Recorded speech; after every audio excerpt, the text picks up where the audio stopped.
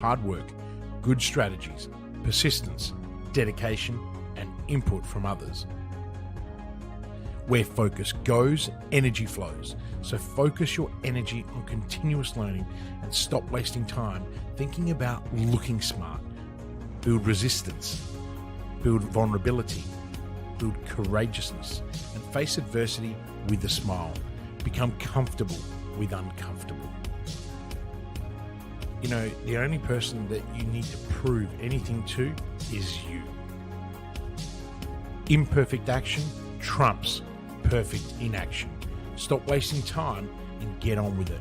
Failure is part of learning, so start learning by taking action.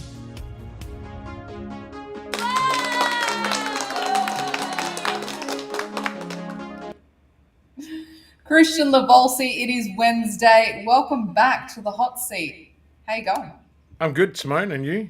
I'm very well, thanks. Now, we are here a little bit earlier than normal. This is proving to everyone that we are live every week. This is not pre-recorded. My little one is getting ready to start kindergarten next year, and it is parent info night tonight. So thank you for juggling your calendar to suit mine. I really appreciate that. That's right. I just bumped someone else out. Yeah, I'm still not prepared for the fact that my little Blake is going to school. So let's not go there. We are continuing on the theme of leadership and culture and all things about that. Now, today, I'm excited about this one because it's more of your personal opinion around these questions that I'm going to ask you. So let's get straight into it and share with our listeners and viewers what leadership means to you. And Kristian, my first question to you is, what does a great leader look like to you? What does that really mean? Not me. No. Look, leadership is a really interesting topic. There's a lot of leadership coaches out there.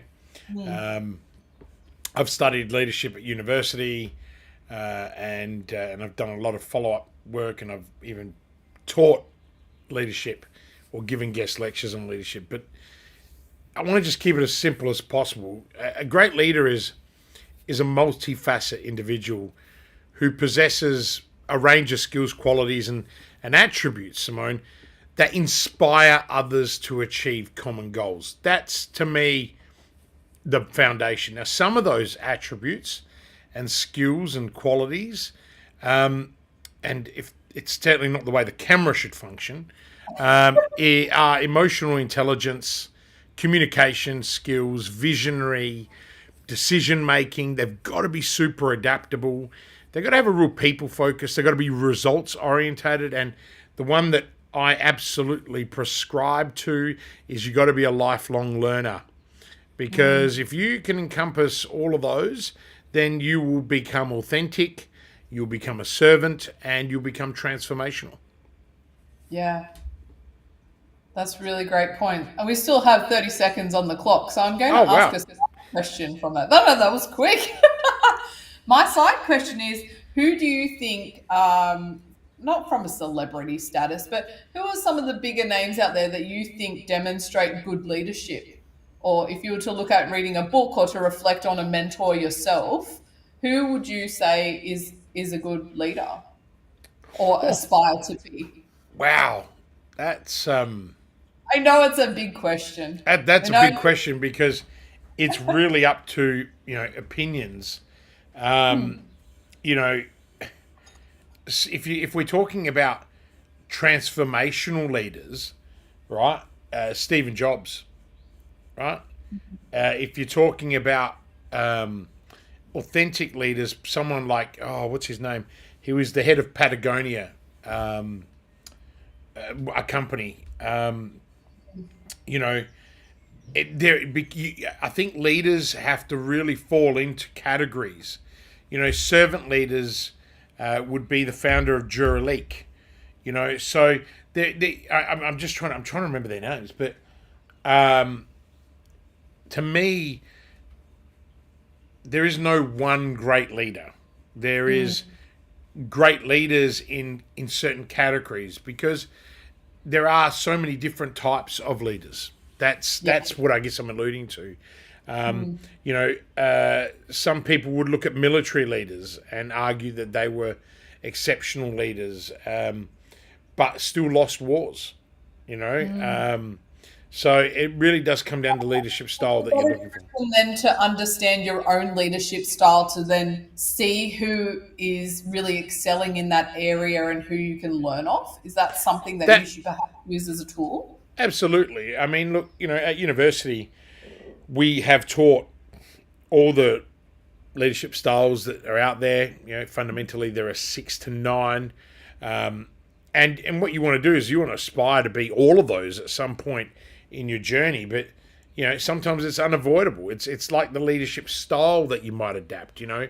There's going to be situations where you have to be, you know, almost a dictator, because you need to mobilize people in one way. Well, we know that dictatorship doesn't really work. But, you know, there are moments where, you know, you have to be authoritarian, right? And but ultimately what you want to do is you want to be as democratic as possible as a leader, because you want to bring people on that journey with you. And that's why I go back to that first kind of statement that I made. It really does come down to inspiring others. So it's such a personal thing as well. You know, Nelson Mandela inspired a nation. And again, though, there are people out there that would assume that Nelson Mandela wasn't actually a great leader in the end because the country's fallen apart. But, you know, then you argue that he was. I mean, you know, what Nelson Mandela suffered and endured in jail. But, you know, again, different people will have different opinions, you know. I mean, I've heard some people say that Donald Trump is an exceptionally talented and brilliant leader. I mean, you know, everyone has an opinion, Simone. And so I think I like to always look at greatness and match it against the theory, right? Yeah. It's kind of like, you know, you got to have a benchmark rather than have simply, you know, an opinion. So it is, I guess what you're saying, it's really an evolving journey along that as well. Yeah. I mean, at the end of that, it comes down to, can you inspire and mobilize your people to generate the outcomes? And that's why I made the statement that I'm probably not a great leader. I often struggle with that. And, you know, and it might be because I'm working at 100 miles an hour, but, you know, it's a challenge. And a lot of leaders have that challenge, you know. I have no problem mobilizing clients, right? And why? Because they have a very different set of shared values. Yeah. You know, the irony of it is I have no problem motivating owners or entrepreneurs or startup founders, right? So ultimately it is, you know, everyone has a different skill set, and it's frustrating because, you know, you want to be the very best all the time. And wow, sometimes it's just not possible, and it's frustrating. And that's the job of a leader, overcoming that, you know? Yeah. And I think that segues really nicely into my second question that I have for you today, which is, how does the primary role of a leader impact the overall organizational culture and employee engagement? I guess that's a real awareness piece, right? You need to understand. That's a serious question. Look, the primary role of any leader has a profound and pervasive impact on organizational culture and employee engagement, okay? Leadership sets the tone, okay, for the work environment. It shapes the organization's values, and it drives the behaviors that are either rewarded or discouraged, okay? Now, with respect to culture, it's about setting the example. It's about redefining those norms and values, Simone, and the should and should nots of the organization. But more importantly, leaders need to foster a sense of purpose, okay? For purpose CEOs, for purpose business owners, for purpose organizations are dominating in this very digital environment where you can reach more people. And if you reach more people and you can speak to them in their language, then you attract better talent, right? And you attract better customers, right? So that's the heart and soul of leadership. Now, in terms of shaping employee engagement, well, it's critical for leaders to build trust to empower their employees and also recognize and reward them when appropriate, right? Don't reward someone for doing a shit job. Reward them for doing a great job. Reward them for output rather than hours. Leaders are the pulse of an organization, Simone. You are like spot on with your timing today. We've still got another 15 seconds on the clock. Well, I guess this is the advantage of having taught leadership for so long, and I don't proclaim to be a leadership expert, but it's leadership to me is really simple. It's not. People make it complicated, and they make it complicated because they don't know what they don't know, right? Yeah. And this is where getting a really good advisor and a mentor or a coach, that's been a leader. I'm fascinated when I meet leadership coaches who have never owned a company and never led a team. I mean, it blows my mind. Yeah, Business coaches who have never owned a business, right? Yeah. Or they had one business, they failed miserably at it, and decided to go and teach other people how to fuck it up even better, right? Like it's like Anyway, it is. I don't want to make this a rant about this stuff, but it drives me crazy. And if you're on the hunt, if you're an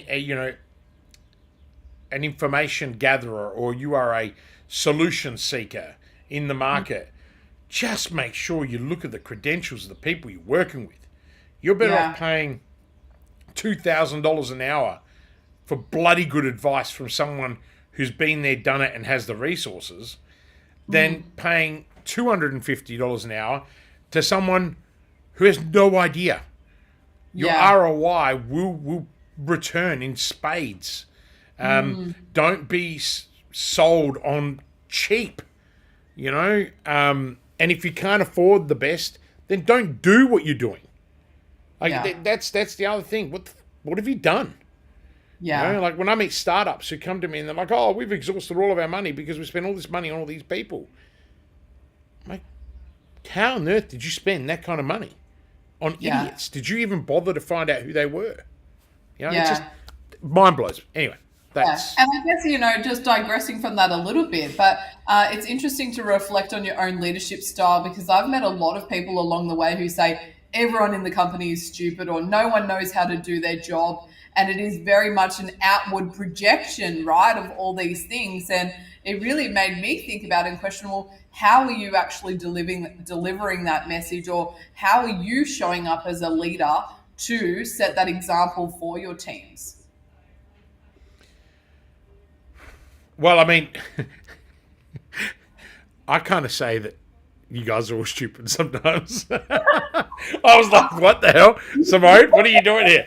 No, look, I mean, look, I do, my way of doing it is that I do my very best to empower people. I think you'd agree with that. Create enough autonomy. And that's what frustrates me, is I tick the boxes of all the things that you're meant to do. Like, I try and apply all the stuff that we teach. And when it doesn't work, it really makes you want to stab yourself in the head with a pen, right? Like, that's probably the best way to describe it. And that's why I hold a pen firmly in my hand with the lid closed. No, the reality is you got to pursue it, and you've got to... The hardest part about leadership is constantly having to sell your vision, right? And sometimes you can have really great people in your organization,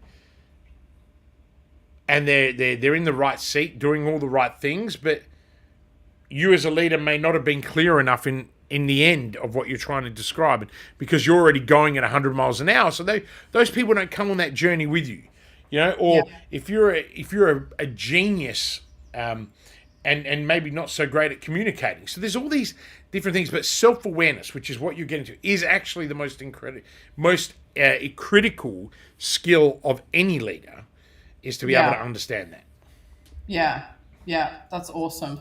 All right, so my third question for you today, Kristian, is how do you balance achieving those goals, whether they be financial or your priorities, while ensuring the well-being and satisfaction of your employees?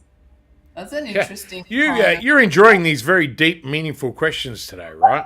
Yeah, I'm actually collating my own information. So this is almost a session just for me. I'm not sure about our viewers and followers out there, but I'm definitely taking notes to take this back to my role Yeah, tomorrow. especially in your new general manager role. Look, balancing the pursuit of financial goals with the well-being and satisfaction of employees is a challenge, right? And it's a critical challenge that all leaders face. Now, even managers face this. Now, striking this balance, Simone, requires thoughtful planning. I say that quite exhaustedly. Ongoing communication, and more importantly, a willingness to adapt. Okay? And I'm not referring to the employees adapting. It's we as leaders need to adapt. Sometimes to some serious stupidity. Okay? But you can't just exclaim stupidity. You're the leader. You've got to solve that challenge. And every challenge, there's an opportunity. Don't ever forget that. Every problem has a solution in it. So, what I'll do is let me just share some strategies with you and to our listeners that actually apply in our organization, and you're going to smile, and also some of our client ones. So one is always you got to align the company and the employee goals. Okay, that is incredibly critical. Okay, so you got to align the company and the employee goals. This is actually about shared vision and performance incentives. Okay, investing in well-being programs supported by health and safety, productivity, and work-life balance is also really important. Now, this might include flexible working hours, which we have, remote working options, which we have, holidays during school holidays for our working parents that we have. Now, all right, we have had, I've had a lot of success with 4-day working weeks with our clients in manufacturing and production, which has actually resulted in better productivity and well-being throughout. And I've been doing, the first company I ever helped do a 4-day working week in manufacturing was 7 years ago. When it wasn't even something you would talk about. Before it was trendy. and people thought I was nuts. And we were talking about remote working, and this camera is driving me nuts. It only happens on eCam. The other thing is open and transparent communication, right? And you've got to have the feedback loops. Now, if you want a winning culture, you've got to make sure you have feedback loops. Okay, what do I mean by feedback loop? Someone gives you feedback, bring it back, loop it back, make sure it's just not lost, right? Because if it's lost, then people get disgruntled. Oh, I gave you all this feedback and you didn't do anything with it, right? The ultimate way to screw up your culture, ask your employees for feedback and then do nothing about it, right? Even acknowledge, mate, your idea is stupid. I'm not going to do anything about it. But to do nothing about it, this actually insults the other person who's taken the time to, regardless of how stupid or how great their comment was. Like you've got to, as a leader, right, no matter what your actual opinion is, you've got to acknowledge people. Like that's the whole part of recognizing them. They are humans, regardless of their intelligence. They are humans. Or regardless of this, the dumb shit that people do. I do dumb shit all the time, by the way. So, I just recognize it internally. So professional development is also a form of career growth. So you've got to be able to create that recognition, those rewards, and it will profoundly help you with retaining better people and growing better people. Right now, we've got a serious commitment with that in the organization. As you know, we spend on education, we spend on training, and it's sometimes frustrating when you see team members who don't grow when you're providing all of those things, whether it's in our organization, other organizations, and I have no hair left for that reason. It's like, constantly pulling your hair out saying, hey, we provide all of these avenues for you to excel, but then why are you not doing it? Why are you not taking it? And again, so there's a missing link that we've got to go and find. But all we can do as leaders is give people all the resources, the skills that you can possibly get. And look, it all comes down to this. It comes down to taking ownership, right? And increasing the well-being and productivity, right? What we're now learning post-COVID is that people working from home is incredibly inefficient, right? I've called this ages ago, right? And Yeah. I love being one of those early people that said working from home needs to be well managed, right? Yeah. And how do I know that? Because I own an outsourcing company, right? So we've been doing this for years, and if you don't have the software that costs $500 to $1,000 a month to track people's performance, keystrokes, cameras on, you will get people, no, even the very best, who will slacken off and do other shit because everybody thinks they're better at their job than they really are. Okay, including me. I think I'm like a genius. And I'm not. There's another genius out there ready to be more of a genius than I. Like, that's the reality of it. Again, being self-aware. But I'm a massive, and this is my final point to this, I'm a huge fan of empowerment and employee autonomy. Right? Now, because this is all about trust, accountability, responsibility, and an organization that can achieve both empowerment and employee autonomy, they are the organizations that thrive and grow. So there's some really super intelligent responses. Absolutely. There were some huge truth bombs dropped there and some gold nuggets for people to take away and reflect on the leadership that they are delivering themselves and what they may be receiving as well from those around them in their circles.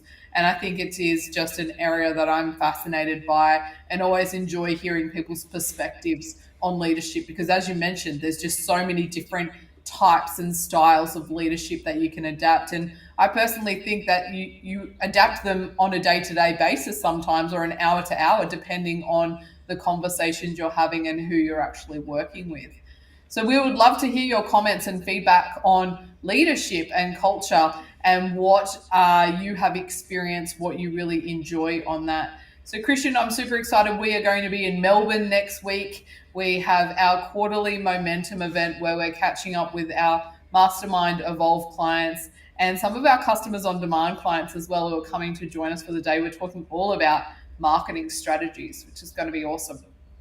Yeah, no, it's we've got, what is it, 24 hours of deep strategic thinking, masterminding, education.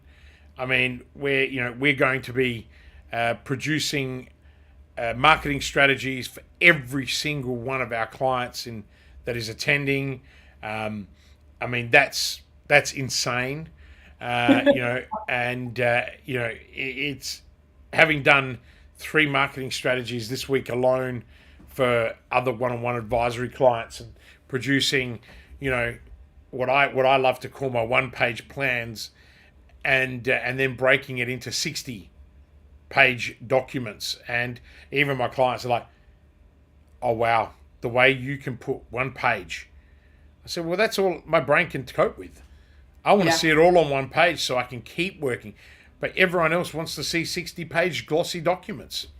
Again, that they never read and sits on a bookshelf. Correct. But everyone goes, "Oh my God, that was worth $20,000. Thanks, Kristian." No. It's worth as much money as you can make from it. And 60 pages or one page doesn't matter, right? Yeah. When I'm trying to mobilize a team and inspire a team and take action, one page suffices. Yeah. Right. And, even when we prescribe to our one-page strategic plans that we do for company strategy, so I get there and some people look at me and they're like, "You're mad. You can put it all in one page." And I'm like, "I'm even going to show you how to make it work. And then you're going to be able to create rhythms from it and really spread your knowledge and breadth." And, that's what excites me. And, I never take for granted, as you know, the faith and the trust and the love and the respect that my clients put in my hands every single day. I take everything personally, as everybody knows. And, if they're not succeeding, I double down. Even in our Customers on Demand Mastermind, our entry-level 12-week program with an ongoing alumni program, I'm doing a couple of those clients one-on-one, 30 minutes a week for 12 weeks to get them up. A couple of them already locking in, $3,000-$4,000 clients at a time in one session. And it's like, oh my God, why? Because we are committed to our people. We're committed to their growth. If I wanted to just look after elephants, I would. right? There's a lot more money for me to work with, companies that are doing 10 million plus, like a lot of my mates do. Kristian, why do you bother with a startup? Or why do you bother with a mum and dad business doing, 150 grand a year? Because that's the economy, people, right? That's the economy. Yeah. And I want a better place for my children.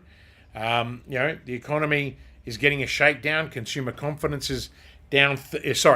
Business confidence is rumored to be 30% down. Who the hell is filling in these sheets and these surveys? Because I don't see it. Maybe you all need to be working for me and have one of my strategies, because my clients have got, their confidence has not dwindled one bit. Even when we had people asking me, a year ago, are we going into a recession? No, don't believe the shit you're hearing. Stay focused, right? As long as you stick to your strategy and we pivot where we need to. And this is the point that I always make to people. If you haven't got a strategy, you're going nowhere, right? Yeah. And yet people don't want to invest the money on great strategic thinking. If you don't want to invest the money on great strategic thinking, go buy some books. Go read Blue Ocean. Where is it? Yeah. Let me, let's go start by reading this book. Educate yourself a little bit, right? Yeah. Start with that. I've read that now 3 times. I don't even need to read it. I pretty much know. I use 3 of the strategic frameworks in our strategy days. That's just one example. There are so many books that you can go and read if you don't want to go pay someone, right? But one thing I've learned is you get what you pay for. When I used to own restaurants, people used to say, "Oh my God, your food, your service," and it's like, I've been pretty much a perfection chaser my whole life, but I don't succumb to perfectionism, because you're better off having imperfect action than to have perfect inaction. Right? Definitely. And I think that a lot of my intensity, and I always say this to people, comes from being a chef and working in kitchens where you're pumping out 150 meals in an hour, and you've got to be on point. Every dish has got to be the same, and you're working with the brigade. I mean, I have in my lifetime, right, worked with better people than the chefs that I used to work with in my kitchens. Right? From a let's get things done, regimented skill, precision. Like, these are all things, and I think that's what always frustrates me back in corporate frickin' la land, where there is 1,000 people doing 1,000 jobs. Like, even now, restaurants have like 8 chefs doing what 3 people could do. Right? That's because no one actually really knows what they're doing. Right? Or they make it so damn complicated.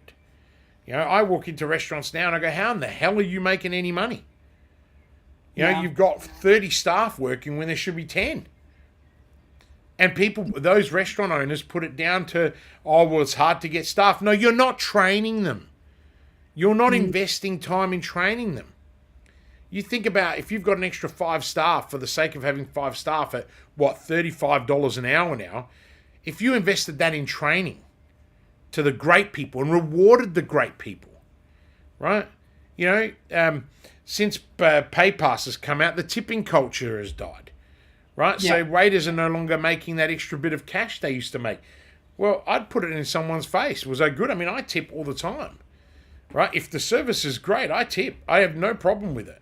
The problem is that the service is generally shit. And then this comes down to, and I know I've digressed completely, but I sometimes ask myself, and as a leader, I think this is why I like to adapt to leadership styles, is, you look at the environment you're in, and it's never the circumstances that you're in that define who you become. It's the decisions you make, right? Yeah. And so, great leadership comes down to being super self-aware. And I'm not an expert in that. Like, I just work hard at it every single day, Simone. And I'll continue to work hard at it until the day I take my last breath, because it is something that is, it's never ending. So... And I really appreciate and love your vulnerability around this topic and sharing your experiences on this as well. It's hard to believe that we're literally in the last quarter of the year. We are like flying on our way to the end of 2023, which is nuts and stuff. if you're looking for support, if you're looking to end the year with a bang, get in touch with us and let's see if we can help you out. Awesome. Well, I got to run. Yes. So do you. Good luck at Blake. Good luck at Blake's first little schooly thingy. Yeah. We're going to miss seeing Blake running past our meetings in Spider-Man and Batman outfits, and he's always put a smile on my face, young Blake. So Yeah, I'm not sure how he's going to adapt to school uniform out of superhero costumes, but we still have a couple of months to work on that. But Kristian the Volsey, thank you as always for your time. Thank you to our followers and listeners for being here with us on the hot seat, and we'll be back next Wednesday, 5 p.m. Sydney time. Thank you, Simone. Working with Kristian is a game changer. Hi, I'm Adrian Lee from GrowthLink Coaching and Consulting. I started working with Kristian in August 2020 as his LinkedIn growth consultant. We worked together on his LinkedIn brand for about 12 months before becoming business partners in Growth Outsourced late 2021. Kristian is a hidden genius. He helped me break through a significant financial target by restructuring my growth consulting online business offer. I don't know of any one person who can give you so much focus, clarity, and structure to live your purpose and get shit done. He holds you accountable to your words and gives you the tough love when you need it. I love his no BS approach to business and life. Everyone needs a Kristian the Volsey in their life. Do whatever you have to work with Kristian. This is just the beginning for us, and I am super pumped to continue growing together. Thanks again, Kristian.